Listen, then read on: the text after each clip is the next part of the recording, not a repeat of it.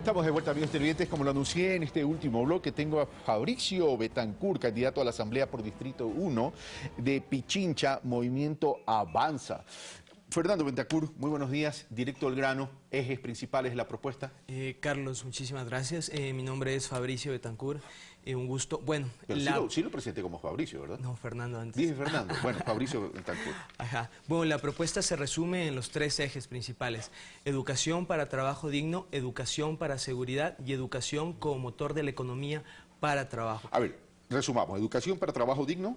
Educación para trabajo digno. Principalmente nosotros pensamos que el mayor atractivo para atraer a cualquier empresa o inversionista extranjero es la educación, principalmente fundamentado en el hecho de que tenemos que tener el mejor talento humano, y para tener el mejor talento humano tenemos que los mejores bachilleres, los mejores técnicos, los mejores tecnólogos.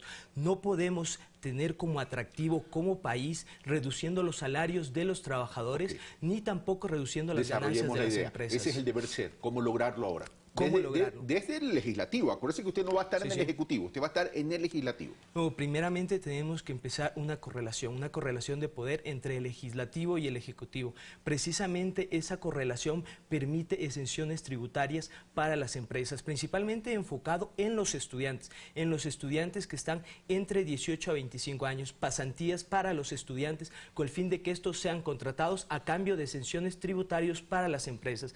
También otro margen que se encuentra de la población económicamente activa desempleada son las personas mayores de 45 años. Tenemos que incentivar a las empresas para que estas empresas contraten a ellos con exenciones tributarias. Ese es el incentivo para la contratación.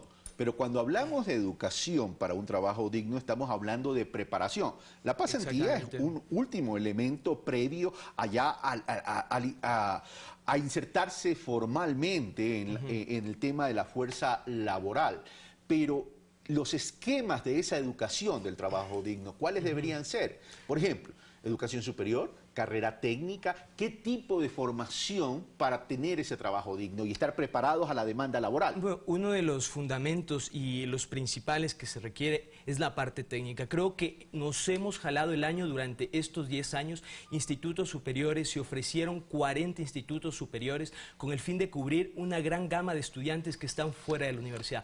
Creo que ese es el mayor atractivo y las empresas no vienen. Las empresas no vienen si no tenemos... educación técnica. Exactamente. Educación técnica, ¿en qué sectores? Porque técnico puede ser muy amplio, igual que la educación superior. ¿En qué sectores fundamentalmente? Supongo yo que debe haber un mapeo de las necesidades del país. Principalmente en lo que es la agroindustria. Tenemos productos, 12 variedades que son sumamente importantes, que son la papa, que son los lácteos, que son la quinoa, que es el banano, que es la piscicultura, que es la marinocultura. Se han dejado de lado precisamente, y en esas áreas es donde menos contamos con capacidad técnica, pero tenemos un gran potencial como país. País es un país mega diverso y tenemos que saberlo explotar. Este tema de la agroindustria y la educación orientada a este tema, que es tremendamente importante, ¿cuántos centros de desarrollo técnico deberíamos tener? ¿Cómo lo distribuiríamos regionalmente en territorio? ¿Y cómo articularíamos entre los gobiernos provinciales autónomos y el gobierno nacional? Porque aquí se requiere una articulación. Bueno, principalmente antes que una articulación que te permite trabajar en equipo, se requiere primeramente dar las competencias muy claras. La educación en cuanto a lo público claramente está establecido que lo hace el gobierno nacional. Sin embargo, por ejemplo, en la capital tenemos también colegios como el Benalcázar que lo hacen los GAT. En este caso tenemos que especificar exactamente cuáles son las áreas primordiales con el fin de no hacer todos para no hacer nada. Si bien las competencias hay que aclararlas de forma concreta, porque existen, pero habría que profundizar.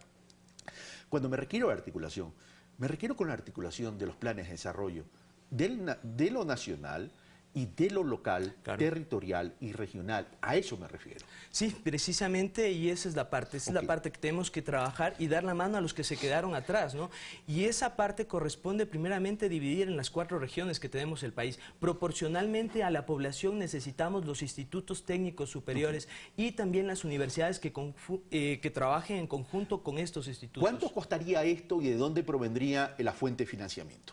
Bueno, los institutos técnicos superiores seguramente van a costar muchísimo menos que los 1.000 millones que se invirtieron en Yachay, la ciudad del desconocimiento. Quizás esa inversión es una de las inversiones que tenemos que redimensionar y eso lo vamos a hacer vigilando atentamente desde la Asamblea Nacional. Creo que también es una de las cosas que nos hemos quedado pendientes pero en ese este es un gobierno. comparativo en relación a una opinión suya, pero el tema es, en este proyecto que usted está proponiendo, ¿a cuánto ascendería la inversión y de dónde saldría la fuente de financiamiento?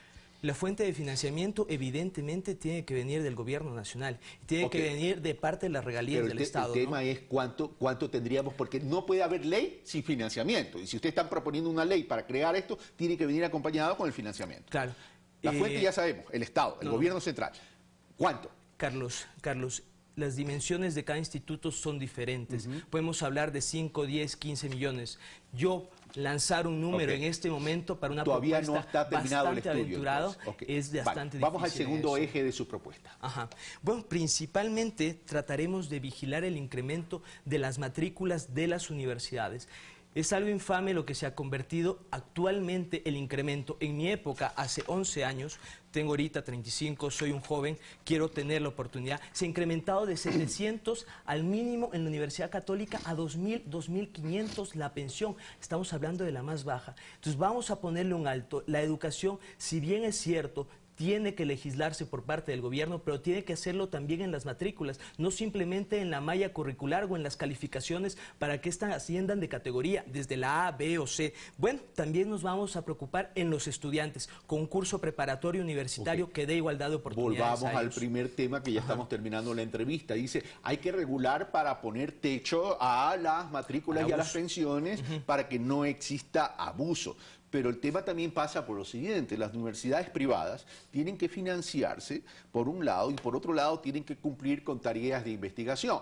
Entonces, ¿cómo establecer más bien? Porque esto no es cuestión de crear leyes y prohibir, sino de crear oportunidades, de generar más fuentes de ingresos, que no solo sean las matrículas, que no solo sean las pensiones, sino cómo poder permitir entonces a las universidades, tanto públicas como privadas, acceder a fuentes de financiamiento extraestado a efectos de poder asegurar una educación de calidad, pero por otro lado, entrar en la carrera de investigación, que nos falta bastante para generar procesos de innovación. ¿Cómo hacerlo? Bueno, principalmente en la parte burocrática. En la parte burocrática muchas universidades se han vuelto verdaderos monstruos que no requieren tanto personal. Exactamente, tenemos que racionalizarlo. Segundo, tenemos que trabajar la empresa privada con las universidades. Creo que las mayores fuentes de financiamiento tienen que venir de la investigación y de lo que produzcan estas ¿Cómo universidades? Generar esas fuentes, ingreso extra-Estado? Usted me dice racionalizar el gasto corriente. Exactamente. Eso es una medida de carácter administrativo financiero, pero no basta para tener los ingresos. Y la otra parte es la parte de la investigación. Y creo que tienen que recibir el apoyo también del Estado. Si nosotros invertimos en investigación, sea universidad privada, fiscomisional o pública, creo que gana el Estado. En otras partes se permite la donación de grandes empresas. Sí, en Estados Unidos. Para efectos de poder desarrollar la educación superior, para desarrollar la universidad, que pueden venir de empresas de empresas privadas locales o de organismos internacionales. El tema es cómo asegurar aquello. Asegurarlo principalmente con seguridad jurídica, con una seguridad jurídica que te permita que esa inversión después va a tener una devolución con el fin de que se produzca muchísimo más dinero. Segundo, asegurarlo con el fin de que haya una parte que se canalice también del Estado. Creo que el Estado y la empresa privada tienen que trabajar juntos en la investigación. Tú lo mencionabas, las universidades en Estados Unidos reciben muchísimas donaciones, ¿no? Pero esas donaciones también sirven como un vínculo para motivar lo que es la investigación dentro de estas. Y esa investigación se va a la empresa que invirtió y se sacan muchísimas patentes. Después solo venden la patente y siguen produciendo muchísimo más dinero. Creo que ese es un vínculo que puede crear muchísimo más Fabricio dinero. Betancourt, muchas gracias por estar con nosotros. Muchísimas gracias, Carlos. Bueno, estas son las propuestas de los 3 candidatos del día de hoy. Yo solo hago las preguntas. Ustedes son los que sacan las conclusiones y el día de las elecciones, con su voto, ustedes van a definir hacia dónde quieren que vaya el Ecuador. Esto fue Pensamiento Crítico. Soy Carlos Rabascal y este es su medio público, Ecuador TV. Un fuerte abrazo. Gracias, profesor.